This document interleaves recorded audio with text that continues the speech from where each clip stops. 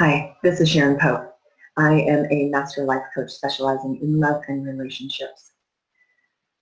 No one reaches out to me or finds my teachings when their relationship is going really well. So if you are here, I know that you're struggling in what should be your most important and most intimate relationship. So welcome. This is Should I Stay or Should I Go?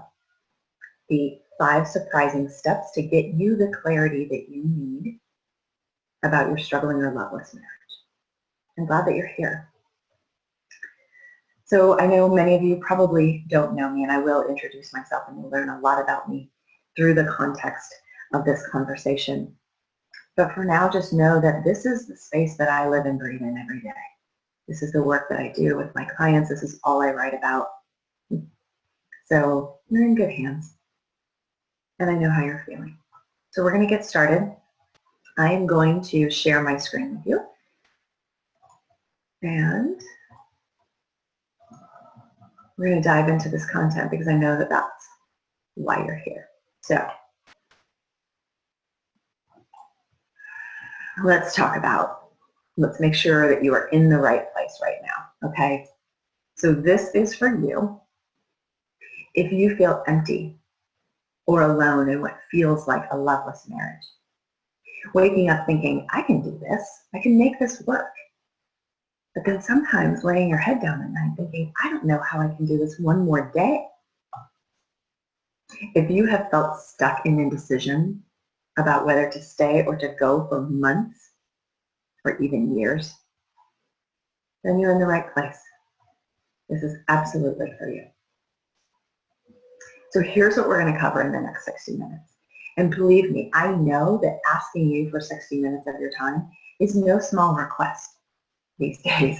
It's not like any of us just have time to do nothing. But this is not doing nothing. This is investing 1 hour in a marriage, in your marriage. Like, can we take an hour to invest in getting clarity about our most important relationship? If that's not worth 60 minutes of a time investment, honestly, I don't know what is. So here's what I'm going to give you and what we're going to cover. We're going to talk about what's been keeping you paralyzed in that place of indecision and then how to overcome it.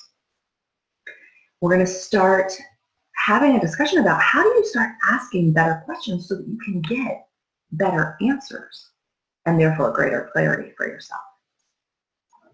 How your old way of thinking is keeping all those fears running through your mind, keeping them active and alive, which just keeps your mind spinning in circles and your heart in knots.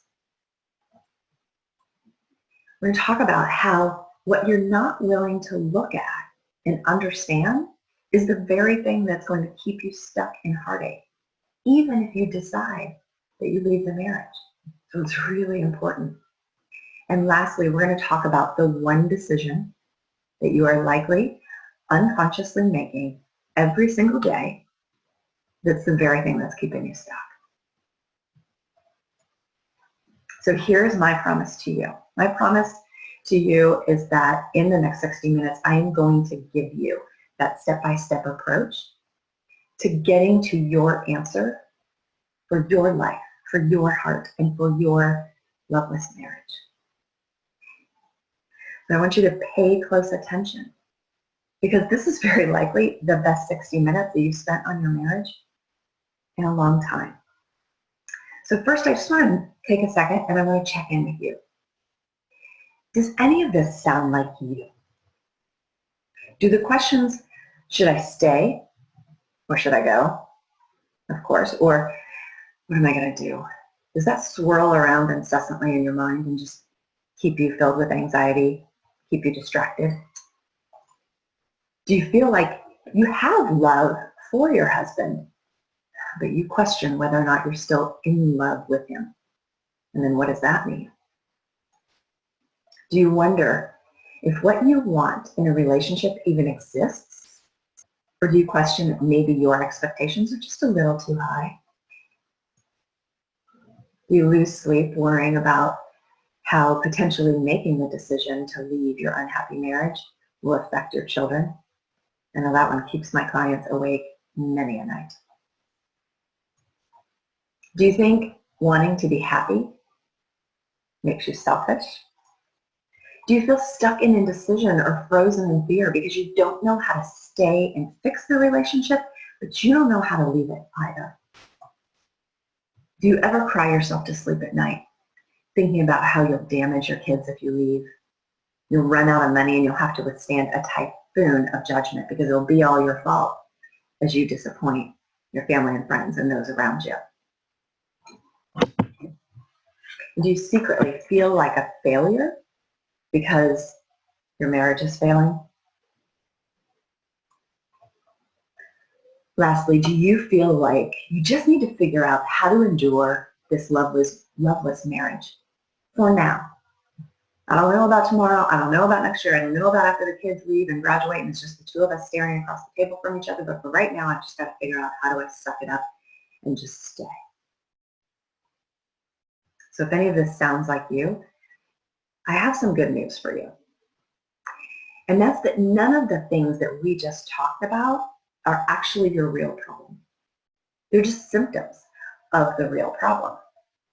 And the real problem is that you haven't yet made what I call the shifts.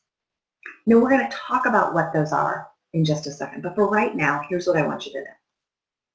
Once you make these shifts, you're going to wake up feeling a level of peace and confidence in your decision, whether that's to stay and reconnect or to lovingly release it. You're going to have a peace and confidence about that decision. You will feel a renewed trust in yourself and your own judgment, knowing that you can overcome your fears and that you can have real clarity in your life. And you will no longer harbor the guilt towards yourself for the struggles that you're facing as a couple, or carrying the weight of resentment towards your husband for him not being able to be the man that you thought that you needed him to be.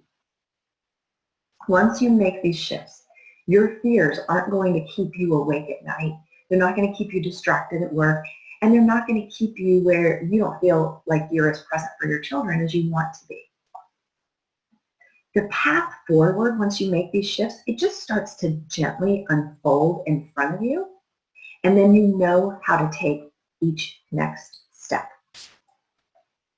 Now, once you make these shifts, you will either be able to create a completely different kind of relationship together with your spouse or partner, or you're going to know how to release the marriage without signing yourself up for tens of thousands of dollars in lawyer bills or 2 years of anger and venom and hate.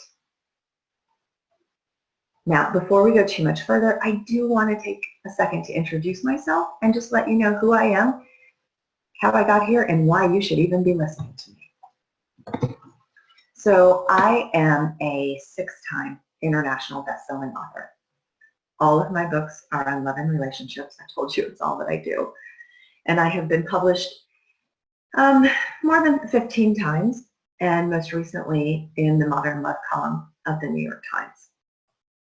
I have helped hundreds of women personally either successfully heal their marriage or lovingly release the marriage, so that they can move forward in some direction and not remain stuck, to create the kind of relationship that they both desire and absolutely deserve. My specialty is helping women determine whether or not their marriage can be healed, and if so, how to do it. Or if it's time to release the marriage, how can we do it in a gentle and loving way, all for the purpose of not staying stuck in indecision, frozen in fear, or lost in perpetual pain. So I not only have the tools to bring you through this incredible decision that you're facing, I've actually been where you've been. It was several years ago that I was questioning my own marriage to a perfectly good man. And I was making the very difficult decision of whether to stay or to go. So before we dive in to discovering the 5 shifts, here's what I want you to know. I want to tell you about how I discovered these shifts for myself, because actually when I discovered them, I wasn't a life coach then. I wasn't equipped and I didn't have any of these tools. So I mentioned that I was married to a handsome, kind, he was a good man. And although we were many things individually, open, honest, vulnerable, and intimate with one another was just not the way that we related to one another. It just wasn't even in our vocabulary. So although everything looked picture perfect from the outside, like we had the beautiful home in the suburbs, we had the nice cars, we took vacations, we both had good jobs and pension plans and 401ks, everything looked very pretty from the outside. But I felt empty and alone inside that marriage. Most of that is mine to own. And that's part of the work that I did. So because he was a good man, I had no justifiable reason to leave. I had no good reason to leave. And because of that, I was going to be the bad guy. And I knew that. And that was part of the thing that was keeping me stuck for as long as I did, as I stayed. So even though I wasn't a life coach at that time, I did know one thing. I knew that if I left, whatever got me to this place where I could not find happiness with a perfectly good man, that was going to follow me. And I was going to just take that into the next relationship and keep creating the same experience over and over again. And I did not want that. So that's when I started seeking a different way through. And that's when I discovered these shifts. These are the shifts that changed everything for me. Now, my decision for my life and my marriage was to lovingly release it. To walk away so that we could both find the kind of love that we both wanted, that we both desired and deserved. But my answer is not necessarily your answer, okay? I am not here to convince you to leave your marriage. What I'm here to do is equip you, to guide you, so that you can come into greater clarity for yourself and what's the right decision for you. So these are the 5 shifts that we're going to go through that you need to make in order to get that real clarity, so that even if it doesn't work out and you decide to move on, you're able to do so without second guessing yourself and living with years of regret. And I am going to walk you through all 5 of them in this session. So let's get started. All right, the first one, it might sting a little bit, but I want you to hang with me, okay? Most of you on this call won't actually fix this. 90% of the people that watch this video will not fix it. And then more than 50% of those people will end up going through a divorce in the next few years. So let me explain. I've been doing this a long time. And most people, unfortunately, won't take any action to sincerely try to fix the marriage, to make it better. They won't dive in, learn new tools, incorporate new ways of being, and then the statistics will tell us that 40 to 50% of marriages in the U.S. end in divorce. So here's what I want to challenge. So first of all, 90% of you won't actually make any real attempt. And then 50% of you will go through divorce. So that stat, that 50% stat, I actually will challenge that. Because that 40 to 50% is across the U.S., across all marriages. That's not across marriages in trouble. That's not across loveless marriages where you're questioning whether or not to stay. When you've gotten to this point, I think we can safely say that that statistic, it's going to be higher than 50%. So that's why I say more than 50% of you will actually end up going through a divorce. Now, probably, it's not like a divorce is a cakewalk. It's not. That's not easy. However, in my mind, The more heartbreaking alternative is that 50% of you that will remain stuck and unhappy, never really answering the question, never really knowing if you can be happy in the relationship or if you can be happy outside of the relationship, never pursuing either and just staying stuck in pain. So as painful and hard as going through a divorce is, it's a year or two. There is a light at the end of that tunnel. But making the choice unconsciously to not do anything and stay stuck for decades, for the rest of your life, I don't know, that's a penance that seems a lot worse to me. And then there's the 10% of you, and there are 10% of you on this call that are going to make a sincere effort to figure out, can I make this marriage feel good again?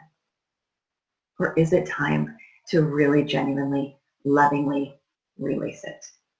So here's the thing. If you get this wrong, which means you don't ever answer the question for yourself, you're either going to go through a divorce, which, like we said, can be years of pain and heartache and drama and a lot of money, mostly because we can't communicate with our spouse. So then we need a lawyer to be in the middle of it and battle it out because we can't have grown adult conversations with the people we chose to pledge our lives to. Or you're going to remain stuck, feeling lost and unhappy, not knowing how to make it feel better, and feeling just lost and alone, breaking your own heart every single day. Now, if you get this right, and by right, I don't mean do the right thing, stay no matter what. That's not what I'm saying. What I'm saying is get the answer. If you get this right and you do the work to get your answer for your heart and your life, you either get a marriage that feels good again, and you know you create almost a new way of being together, a different kind of relationship together, or you have an internal peace knowing that you did everything that you knew how to do to make it work, so that if you decide to move on, you move on without regret, without second guessing yourself, and without a whole bunch of fear. So let me just explain why there is that 90%, because you might be thinking, well, why is the stat so high? So here's the reason why most won't fix this. This is a pain that you know. And sometimes remaining in a pain that you know seems safer than going to the unknown. So here's what that looks like. The unknown, if you're trying to reconnect, to either make yourself vulnerable and attempt to reconnect with your partner, or facing the unknown of all that could happen if you make the decision to leave. If you choose door number 2 to leave, there's a whole bunch of unknowns behind that door. And maybe, even though the way the relationship is now doesn't feel good, maybe it's just safer to stay here and never really get that answer. Maybe it's safer to just stay here in the pain, in the numbness, in the loneliness. Safer to just stay here in the not knowing, but then telling everyone about how stuck you feel. Stay here where you may not be happy, but at least you're not being judged. You're not hurting people. You're not screwing up your kids. You're not signing up for tons of lawyer bills. You're not, maybe this isn't good, but at least I'm not disappointing everyone else around me. So here's another reason why people stay stuck and why most won't fix this. It's the concept of, well, if I don't try, then I won't actually ever fail. Because if we try to save our marriage, if we make that genuine effort, if we're that 10% and it doesn't work, then do we carry the thought that that's somehow a failure? If we stay in the marriage, but we remain unhappy, at some point we're going to look back on our lives and regret how much time has been lost thinking that our lives were insignificant or a failure. And then sometimes I hear this, well, if we break up and my spouse finds love and then I don't, then somehow I've failed. I made the wrong decision. Because someone else, he's clearly having a great time with someone else. He's a great man with someone else, where maybe I couldn't make it work. See, it's the old way of thinking that if we don't try, then we will never fail. But we all know better than that, don't we? We do. Because it's really those of us that never try that actually fail, because we're failing ourselves. So let's make this real. Through this video, I'm going to give you some examples of real clients of mine so that we can, through story, just bring this home for you. Now, obviously, these are my clients, and I want to protect their privacy. So all of their names are changed and the identifying details are changed, but you're going to get the feel for it. So I'm going to tell you about a client of mine named Jamie. So Jamie had been married for 16 years to her husband, John. They met in college when they were only 19 years old, and they've been together ever since. So she was escaping a pretty emotionally dysfunctional home life. And so running into John's family, which was super stable and secure, seemed like a great idea at that time. Now, she's a physician, and she's been the primary breadwinner for the family for a while. And at one point, she and John decided that John would stay home with their 4 kids. But that's when the problems between the 2 of them actually began. See, John started resenting that she got to go to work and interact with adults all day. And to numb that, he began drinking more. He would get angry more frequently. He just sort of disengaged. He started playing video games all the time, and he started feeding a porn addiction that she didn't even know that he had until after they were married. So at the same time, Jamie was feeling like she never really got a break, because she would go to work all day, and then as soon as she came home, it was like, okay, here's the kids, and now you got to make the dinner, and you got to make sure they get their homework done, and they got to get their baths, and they got to get to bed. And I'm sure you know how that goes. So, you know, the whole time she was in residency and trying to become a physician, like, she didn't have the mental wherewithal to even stop and ask herself, am I happy? But it was during this time when she and John were really struggling that she started to ask herself that question of, am I happy right now? Now, not surprisingly, during that time when she was questioning herself, she reconnected with her high school sweetheart. And she felt seen and loved and accepted unconditionally. And she thought, maybe this is how love is supposed to feel. So when she reached out to me, the word she used to describe how she was feeling is lonely, discouraged, stuck, and scared. She didn't know whether she should stay or go. Could she stay and make her marriage work?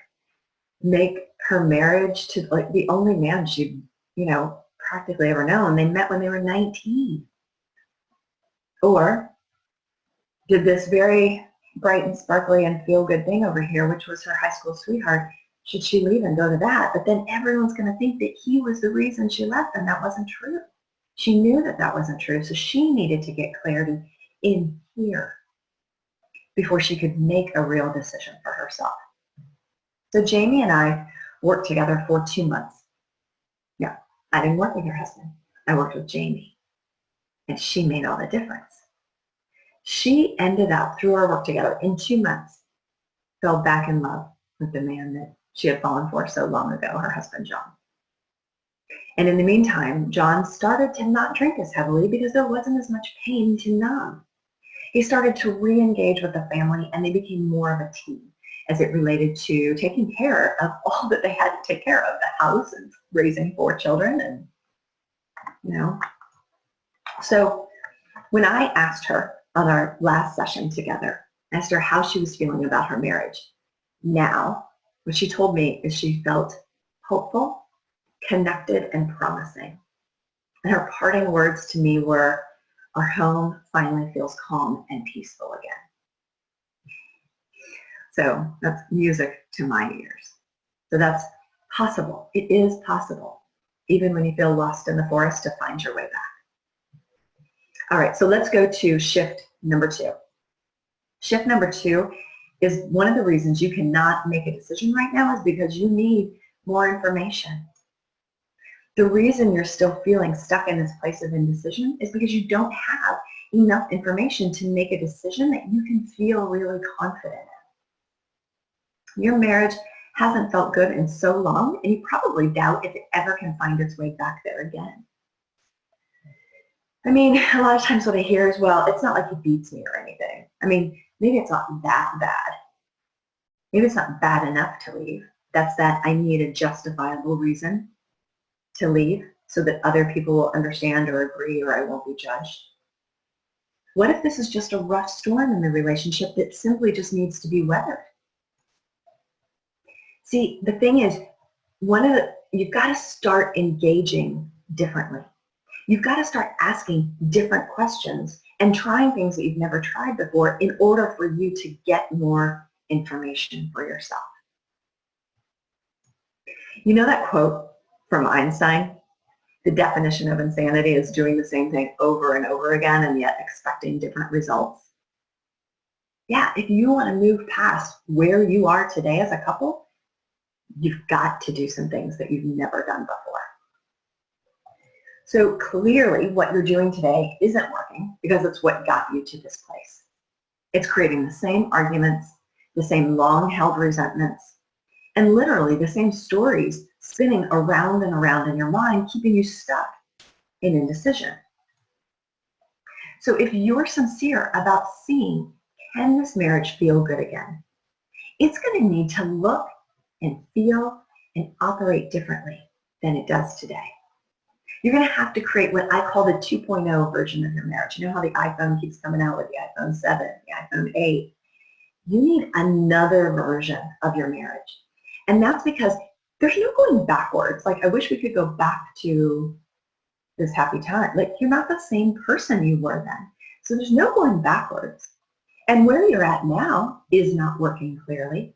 So you've got to create a different way of engaging with one another.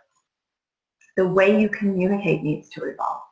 The way you connect with one another needs to evolve. Even the way that you argue with one another has to evolve so that you can really hear what's going on. You can hear what's being said and what's not being said. And you won't know until you try. You'll just stay stuck because you don't have enough information. So if the way that you engage with one another evolves and the marriage still feels unhappy and loveless, then here's what I can tell you. Even though you may not like that answer, it is an answer. And it's one that you can believe in and you can act upon so that you can move your life forward. All right. Shift number 3. All right. This is the secret to all of this. This is the big shift. And it is overcoming those fears that are keeping you paralyzed right now. So let's talk about what that means. Our fears are what keep us stuck, period. Now, a lot of people will say, well, I don't have fears. I'm fearless. I don't have it. That's bullshit. It just is. We all have a part of our brain, scientists call it the reptilian brain. It's where fight or flight originates. And it is the part of the brain that sends you fearful messages all day long so that it can keep you safe and alive. So God bless it for that. But sending us all those fearful messages is not always helpful. All right, let's talk about what these fears look like. Fears about money, fears about hurting people, screwing up our children, being alone forever, fear of regret, fear of judgment, fear of feeling like a failure, the fear of loneliness, the fear of losing other relationships with family and friends, the fear of rejection, the fear of losing a particular lifestyle. And I know that all those fears feel very, very real to you. I get it. So me just telling you, they're not real, doesn't work. So let's get to what doesn't work and what does work. The old way of dealing with fears are these cute and clever little mantras that people have come up with. Things like, oh, fear is just false evidence appearing real. Or forget everything and run. For everything a reason. Don't you love that one? It makes you want to just like smack someone. It's false evidence, or sorry, false emotions appearing real, or future events appearing real. Now, these cute and clever little mantras, they're not helpful when you are staring down what may be the biggest decision of your life. So let's get to what can really help. You need real tools to help you manage and control those fearful thoughts, because that part of your brain that all of us have, there is no off switch. Okay? So most of us have between 60 and 90,000 thoughts a day. I don't know which number is right, but that's a lot of thoughts. And 90% of those thoughts aren't true, and most of them are fear-based. So if you don't learn to manage your thoughts and overcome those fears, the problem is that part of your brain that wants to keep you safe and alive is in the driver's seat of your life. How do you think that's going to go? This is a recipe for disaster in my mind. It's like if you can't do this and you let that part of your brain run your life, just cute and clever little mantras are like giving an aspirin to someone that has a gunshot wound. It's not helpful. It might feel better for a minute thinking false evidence here's just false evidence appearing real. It's not real. I don't have to think about it. It doesn't help. So this is an adaptation. It's a part of the work by Byron Katie, but I'm going to share it with you in a condensed format here. So a new way of dealing with fears is understanding where your fears originate. Knowing that it comes from this part of the brain that's just trying to keep you safe and alive, and God bless it. But no one's ever taught us to question those. Now, it's sending us fearful messages in order to keep us safe, and in order to keep us safe, it wants to keep you in this safe, small little box. So, no one's ever told you this, but you have to start challenging your own thoughts. You have to interrupt them the moment that they appear in your mind. See, your mind knows how to spin around in whatever fearful story with no effort on your part. Like, let me give you an example of many of my clients. The fearful story that runs around in their minds is, if I don't fix this, my marriage is going to end. And I'm going to be the bad guy. And no one's going to like me, and everyone's going to judge me. I'm going to screw up my kids. They're going to be mad at me. They're not going to like me. They may not even talk to me anymore.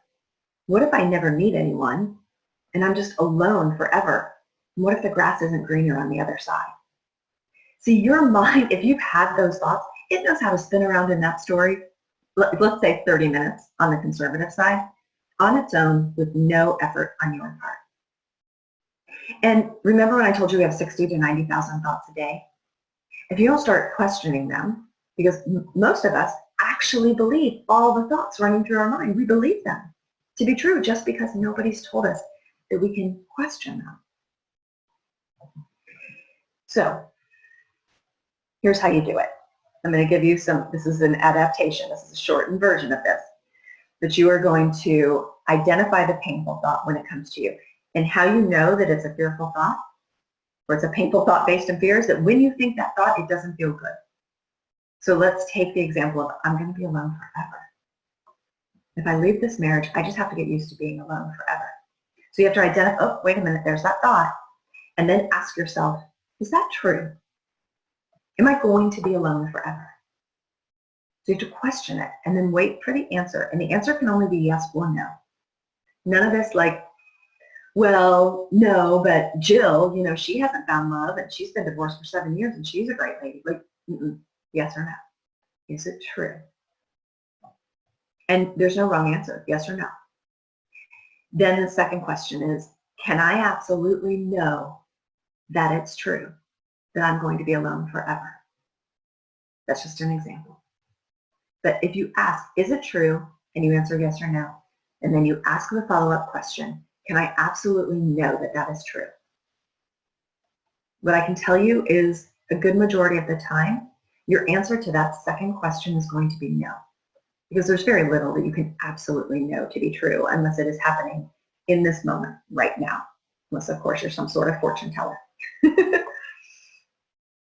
So here's what I want to tell you. Most people live their whole lives with fear in that driver's seat. And it's not because they want to be that way. They did not make that conscious decision. It's because they don't know any other way of being, and they've never been equipped with these tools. They don't know how to challenge their thoughts, and they don't know where to begin. So if you think about it, it's actually a pretty radical idea to question your thoughts. And just to simply ask the question, is it true? Now that is a mantra or a quick hit that you can grab that is actually productive. Now, here's what I want to show you. It's kind of like what we've been talking about, but I want to put it in a visual for you. So we have 60 to 90,000 thoughts a day. This is a funnel that I'm going to show you. This is how things work that no one's ever told you. 60 to 90,000 thoughts a day. Most of them are fear-based, and 90% of them aren't actually even true. All of our thoughts are what drive our emotions. Okay? Our emotions, which, by the way, if you're a man, you were brought up to believe you can't actually feel emotion. Like, emotions. The only emotions we give men access to is anger and rage. Those are the acceptable emotions. They're not allowed to feel sadness, fear, despair. They're not allowed to feel that stuff. We need to give them permission to do that. And if you're a woman, you've probably been told at some point in your life, you're too emotional. The thing is, all that does is it shuts down a really important part of our intuitive guidance system. So, fearful thoughts drive our emotions. They dictate how we feel. And guess what? Our emotions, whether you know it or not, drive every single choice, action, or behavior that we create in our lives. And our choices, actions, and behaviors are what drive the results in our lives. Now, everyone wants to talk about, they want to live down there at the bottom. They want to talk about behaviors. They want to talk about he needs to pick up his socks. He needs to stop playing video games. He needs to connect with me more. He needs to not work so hard or so late. He needs to make me feel important. Like, that's all behaviors. The problem is that doesn't change if you don't start at the root of it.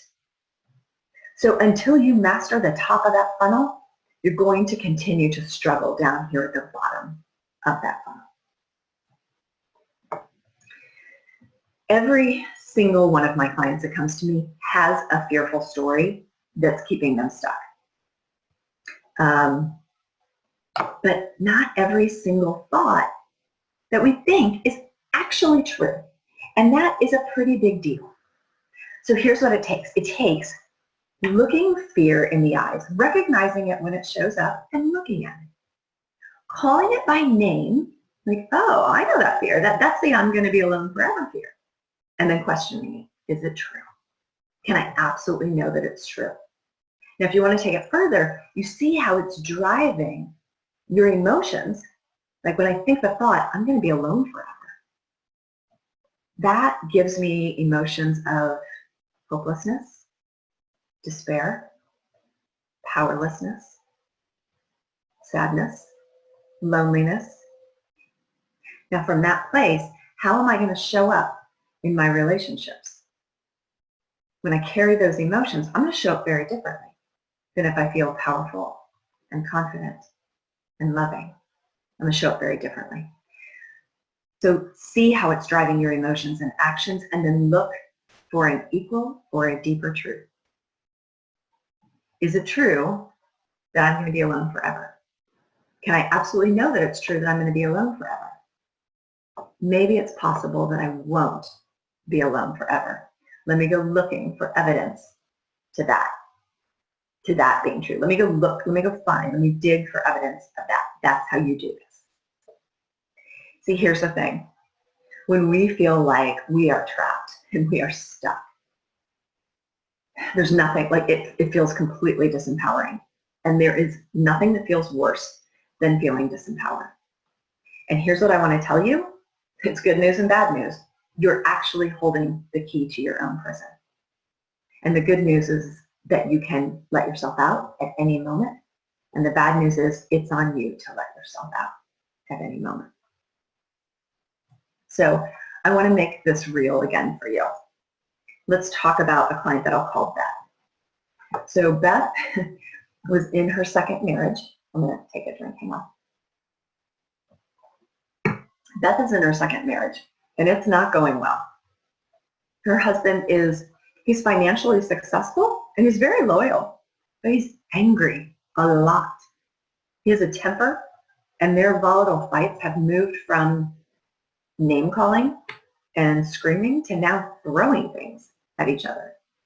And I'm going to tell you, I know that sounds crazy, but this is not who Beth is.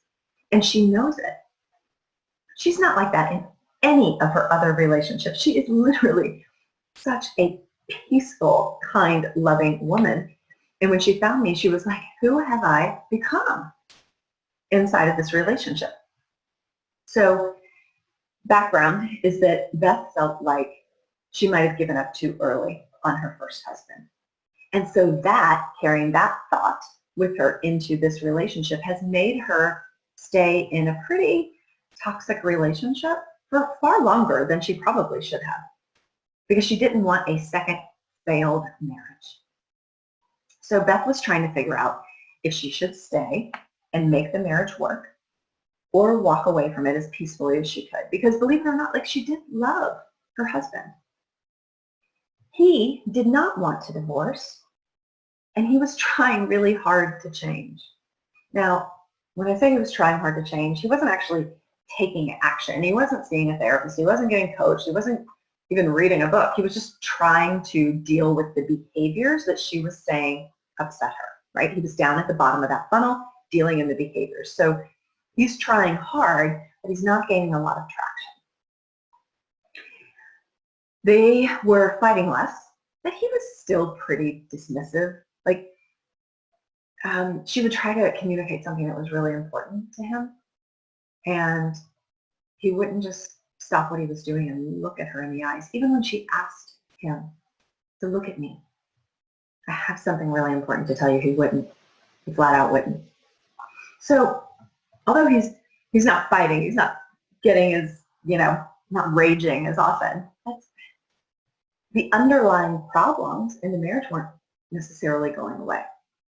So what Beth discovered was that the cycle in her relationship wasn't going to change until she changed. She could be the change, and when she changed, when she shifted, that's how she started to get more information and real clarity. She began questioning her thoughts, and what she found was that thought that I'm going to be a failure if my second marriage fails. What does that mean about me? She wasn't going to be a failure. She had allowed her needs to be dismissed, and she didn't like who she was in the midst of those fights with her husband. See, now for most of us, it would be very easy to just blame it on him. He's angry all the time. He gets mad a lot. We fight all the time. Not ever really looking at, wait a minute, I was the one that was dismissing my needs. I was the one that never communicated my needs and just went along with whatever he wanted, because I didn't want to make a big deal about it. I didn't want to ruffle any feathers. But then I carried resentment because he wasn't meeting my needs. And how she was showing up in the midst of an argument is 100% her responsibility. She can't control him, but she can absolutely control her reaction to it. And so she realized that she had far more power and much more courage than she was giving herself credit for. Now, Beth has made the decision to file for divorce. And that's okay. And what I would tell you is, as I look at this, and I see this a lot, right? This is all I do. And many times, people, if they don't approach unwinding a marriage very intentionally, it becomes very bitter and angry because people are hurt. And so when people are hurt, they act out in anger. But this is honestly the most peaceful, loving, they're separating, they are separated, they've been separated, moving towards divorce process that I have ever seen with Beth and her husband. They're doing it beautifully, and that is because how she's handling it. I'm so proud of her. All right, so here's the thing that I want you to know, because I don't want you to beat yourself up about this. We went to school for decades, didn't we? We took English and biology and even psychology maybe and history, but nobody taught us how to be in relationship with one another. And at the end of our days, what's going to be more important than our relationships and the quality of our relationships? So what do? Because we don't know what to do and nobody taught us, we use the trial and error approach. We probably mimic a lot of what we saw growing up. We screw it up.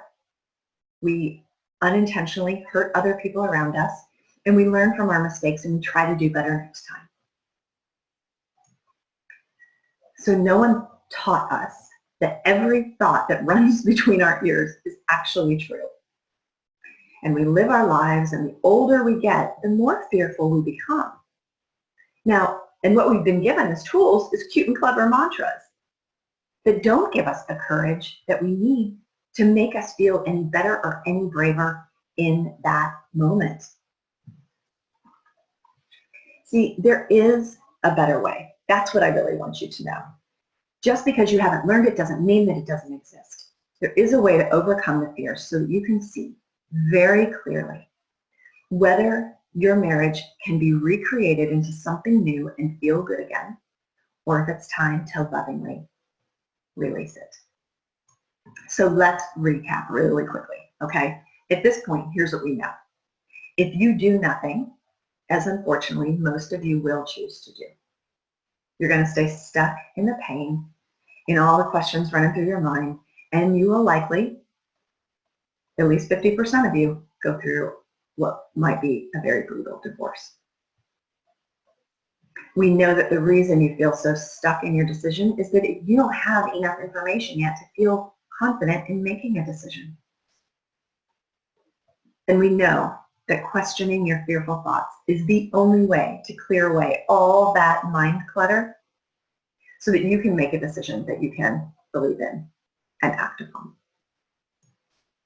Now, here's what I want to do. I want to look at what you can do personally to improve the way that you engage in relationships so that you can create a different kind of relationship. Whether that's with your current husband or spouse or partner, or that's someone else in the future. Okay.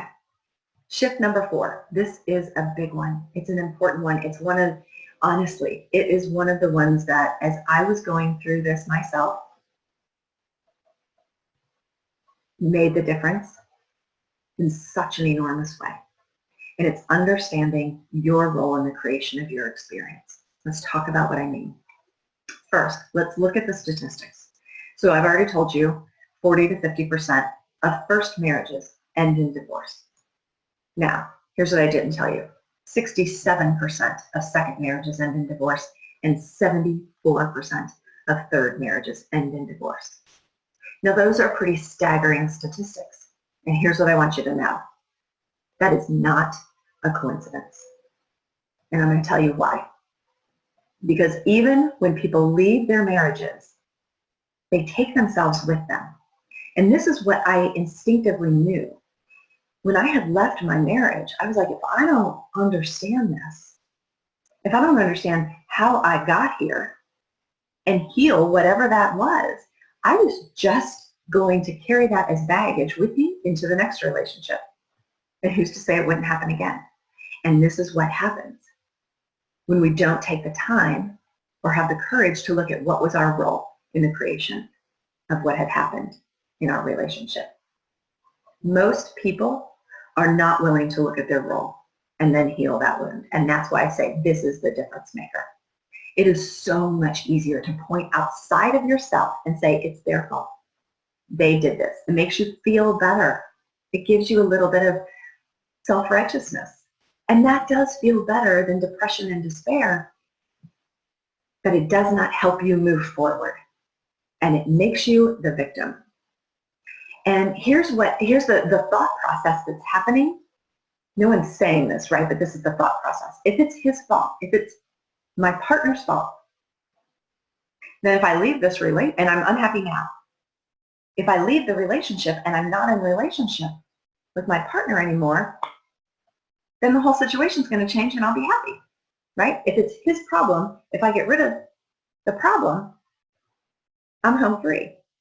And that's the false belief that leads a lot of people astray, that drives those stats about second and third marriages.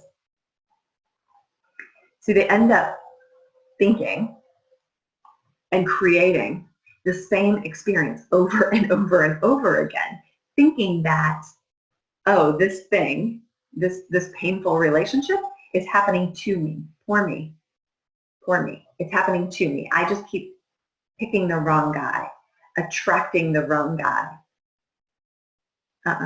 It's not happening to you. It's happening through you, through your thoughts, driving your emotions, driving your choices, actions, and behaviors.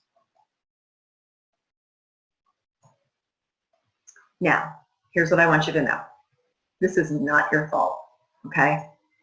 Both you and your partner learned things that don't serve either of you. Now, I don't know you and I don't know your partner, but I know what it's like. I know what it's like to be socialized in this country and about what's expected of you. So as a woman, because I know most of you on this call are women, we were taught, be soft, but not too soft. Be strong, but not too strong now. And it is selfish for you to put your needs before anyone else. I mean, literally, the day that you give birth, you are directly and indirectly told your needs are not important anymore. Those need to go on the back burner for, I don't know, 2 or 3 decades. How's that working for us, ladies? Men, on the other hand, they were taught to achieve, to excel, to drive hard in the direction of what they wanted, and to beat the competitor beside them. They're not allowed to show emotion. Be a man. Suck it up. And they're told directly and indirectly that their value in the relationship is to be the provider. But they're not taught to be the one who needs anyone or anything, because then that wouldn't be strong, would it? So those things did not serve us. But that's not all. That's not the only thing. We were also have a whole host of things that no one ever taught us. So they taught us a bunch of stuff that doesn't serve us, and then there's a whole bunch of stuff that nobody taught us. We don't know how to set healthy boundaries and ask for what we need, and he doesn't know how to ask you. We each want to be heard and we want to be understood, but we don't really know how to listen for what's not being said.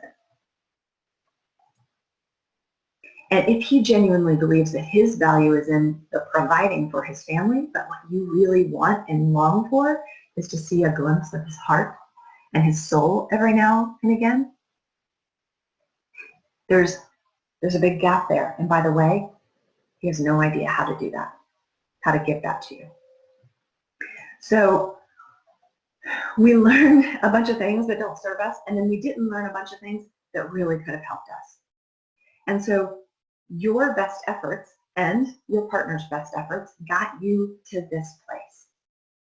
It takes two to create a relationship. It just does. We know that.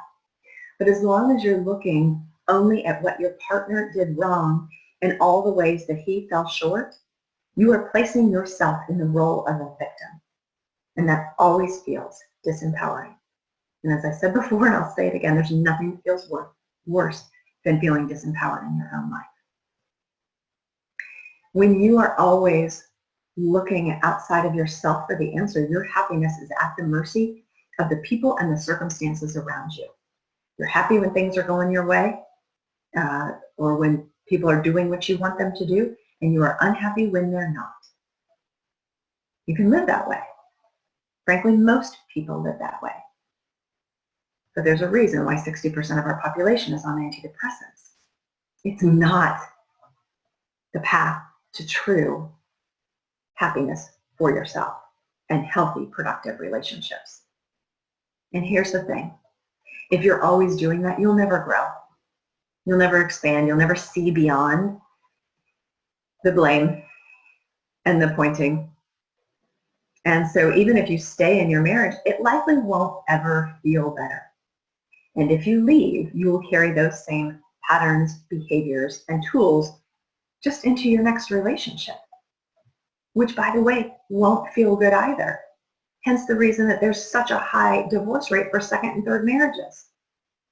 They didn't fix anything. They just moved on to next, thinking that was my problem. I got rid of him. And now I just need to put someone else in his place, and he needs to be a great guy, and then I'll be happy.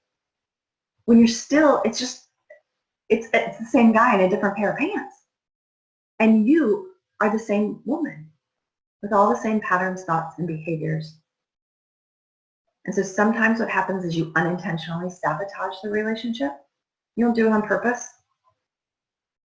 Or you create the same experience over and over again. Okay, so where we're at, you have a choice between one of three decisions. And one of those three options is not a great option, but I will give it to you.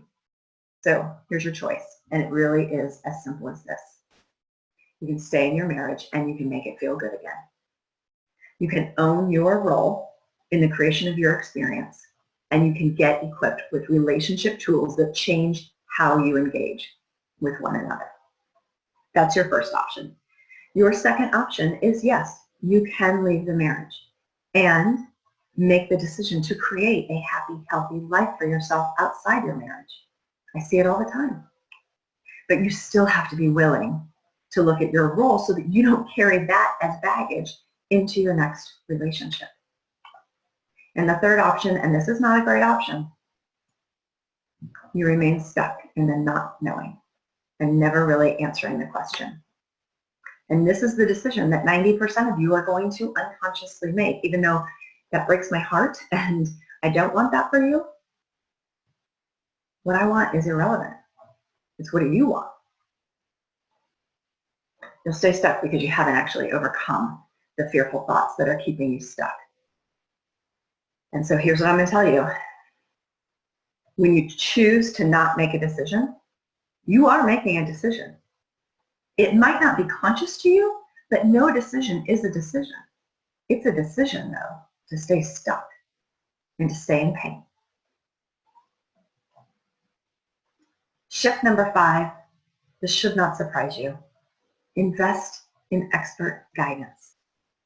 As we've talked about, these are big decisions with really wide sweeping ramifications, not just for you and your life, but for your kids and your family and the network of people that you really genuinely love and care about. And no one taught us how to be in relationship with one another or how to handle it when it's not working. No one taught you this. But you can learn it. So it just makes sense to invest in an expert that can guide you through all these questions and decisions, and also then equip you with the tools that you need so that you can move towards real clarity for yourself. So here's what an expert gives you. An expert will appropriately challenge your thoughts and beliefs, and most importantly, your fears that brought you to this place and that keep you stuck here. An expert will equip you with new ways of engaging with one another so that you can gather more information, so you can create a different version of the two of you together, and so that you can make a decision that you can trust and you can believe in and you can act upon. Either way. And an expert will guide you through identifying your role so that you can learn and grow from it. And most importantly, so that your future experiences, whether with your current partner or somebody else, look and feel dramatically different than your current experiences.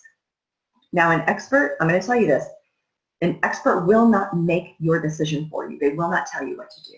And in my mind, I'm just going to tell you my opinion. Anyone that says you need to leave that marriage, who's in a professional capacity like a therapist or a coach or something,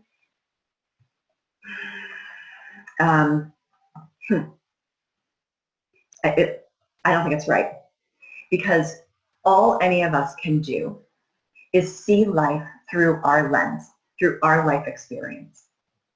And if I'm going to tell you what to do, first of all, I don't tell my clients what to do. Here's why. Number one, it doesn't work. But second of all, if I'm telling you what to do, I'm telling you what I would do if I was in your situation based upon my life, my experience, my knowledge, how I feel, my emotions. I'm not doing this. You're doing this. So an expert is going to guide you through to your decision. So I'm going to tell you, I have no agenda for your life and for your heart, except to bring you to clarity. And this is the kind of guidance that you need to get to your answer. Not your therapist's answer, not your coach's answer, not your best friend's answer, not your husband's answer, and not your mother's answer. Yours. So here's what I promised you today. I promised an understanding of what's been keeping you paralyzed in indecision, and then how to overcome it. How asking better questions and engaging differently will give you new answers and greater clarity about your marriage. How your old way of thinking just keeps those fears active and alive, just keeps your heart in knots and your mind spinning in circles. It's not helpful, that old way of thinking. How being willing to understand your role in the creation of your experience in this relationship is the key to creating a different experience for yourself, whether you stay or whether you go. And the one decision that you are unconsciously making each and every day that you stay stuck in indecision is the decision to not make a decision, and the decision to stay stuck. Oh, and by the way, doing the same thing over and over and over again and expecting or wishing for different results. So here's what you need to be successful here. Be one of the 10%. Be committed to doing the work, to look deeper, and either make a real effort to make your marriage feel good again, or know that it's time to lovingly release it and how to do that. Be willing to do the things that you've never done so that you can get the answers that you've never had. Incorporate the secret. Overcome your fears by questioning your thoughts. Be brave enough to understand how you contributed to the problems in your marriage, and then be willing to heal that. And invest in expert guidance. Get someone who knows the path through this. These 5 shifts alone, if you only did these 5 things, they are enough to change your marriage and give it the very best opportunity for success, or give you absolute clarity if you decide to leave. So now you have a choice. You can take all the information that I've given you and forget all about it. You can. You can go home to your marriage and keep doing what you've been doing, which is your best. I mean, it's not like you've been trying to sabotage it, but just keep doing it. Engaging in the same way that you've been engaging, and never really learn and incorporate new tools into your life and into your marriage. And you can remain stuck. You can continue to let your mind spin around in the questions. You can remain frozen in fear. You can keep crying yourself to sleep at night. As adults, we have free will. We get to do whatever we want to do, and you have that choice. You absolutely can do that. The other thing that you can do is you can just forget everything that you just learned. Although I think once you learn something, you can't unlearn it. Once you know something, you can't unknow it. But you also could just say, screw it, leave your marriage, blow up your life, sign up for 2 years of anger and venom and hate towards one another, making the lives of your children and the family around you very, very difficult. Sign up for hundreds, at least tens of thousands of dollars in lawyer fees, and potentially live with a lot of regret, because at some point you're going to look back on your life and say, I didn't handle that very well. Or you could take this time right now and do the work that you need to do to challenge yourself, to look a little deeper, and to get the answers for your life. Now, this doesn't have to take a long time. You can have this level of clarity in 2 to 3 months to know for sure whether your marriage can evolve into something that feels really good, into something new, or if it's time to lovingly release it, and how to do that. These are the kinds of answers that allow you to sleep at night.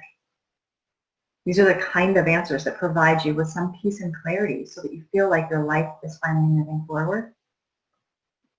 And these are the kind of answers that make you feel confident and equipped, no matter what the answer is for your life. And so if that's what you want, if you want that level of clarity and or transformation, then this is what I have for you. My team and I have set aside some time in the next 48 hours to speak with you personally about how you can start applying these ideas to your marriage starting today, which puts you on the path to clarity.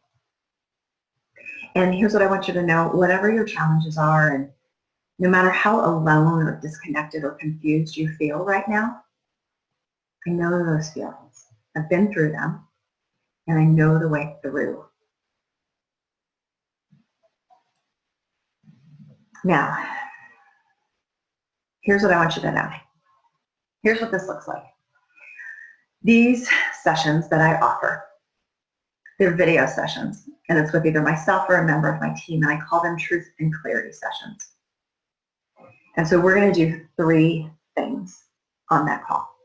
We're going to identify what's not working in your marriage, what you've been trying to do to fix it, and why it hasn't worked. And third, we're going to come up with a step-by-step plan to get your answers for your life and for your marriage. Okay? Now, the cost for this, it's free. Okay? It's absolutely free. Now, the trick is, it's not for everyone. And I do actually turn down about 50% of the applications for these complimentary truth and clarity sessions that I receive, because it is not for everyone. You've got to be committed to making a concerted effort in getting your answers for your life and your marriage. You can't just be kind of, sort of interested. You've got to be committed. You've got to be willing to try a different approach than what you've been doing, or even than what conventional wisdom has told you that you should do. You've got to be coachable, and you've got to be willing to do the work. So if that's you, then I invite you to book your truth and clarity session now. Now you might be wondering, why is she doing this? Why would she give us her time, or time from someone from her team? And it's because I know what it feels like to be stuck in this place of not knowing how to make the marriage better, but also not knowing how to just up and leave it either. I genuinely want to help. I genuinely love what I do. And frankly, I know the way through this. I'm pretty good at it. That's all I do. So I know that some of you will want my help. Some of you will be ready for that expert guidance so that you can really get the clarity that you need, so that you know for sure whether you should stay or go. So we're on this call, we will explore whether or not there's a fit for us to work together. If there's not a fit, no worries. And if there is, then I'm absolutely going to invite you to work with me. So if this speaks to you, you can go to sharonpopetruth.com/clarity. Here's what's going to happen. When you click this button, you can either click the link here, or you can click the button that's appeared on this page. You will be taken to an online scheduler where you can find a time that works for you. Just choose whichever one works for you. And then you're going to be taken to that online application. That application I will be reviewing personally. And that will help me understand whether or not I genuinely believe that either you are ready for this level of transformation, and or I can get you where you're trying to go. And if I can't, I will absolutely let you know that in advance, because my intent is not to waste my time or yours. But this 45-minute video session may just be the best investment that you've made in terms of time in your marriage in a very long time. So I actually thought that it would be helpful. Let me go back one here. I actually thought it would be helpful for you to hear from one of my clients, but in her words, not mine. I actually reached out to Sharon in a moment of desperation. I found myself after a year of counseling trying to fix the situation that I couldn't seem to fix, and literally locked myself in my office and sent her an email. It was the most pathetic email that I had ever written, almost begging for help. She reached out to me immediately. We got a time on the calendar that we actually got to talk. And during that time, she promised me that in 9 short weeks that I would be able to have clarity in my marriage, kind of, just get some strength behind who I was, give me some tools that I desperately needed. But if it wasn't for Sharon, I think I still would have been going through the same thing. My biggest regret was not contacting Sharon sooner. I think it was something that I desperately should have done well into the time that I tried to do it on my own. The people around you suffer if you're not happy, and I know that if you're reaching out to Sharon, there's part of you that's really hurting, probably the way that I was. And before I knew it, the 9 weeks was over, and she had really done what she promised, which was give me clarity on my marriage, give me the tools to help handle how I was dealing with things, and really become the person that I wanted to be. I can tell you that I have found the freedom that I was looking for, and the hope, and I don't live in fear anymore.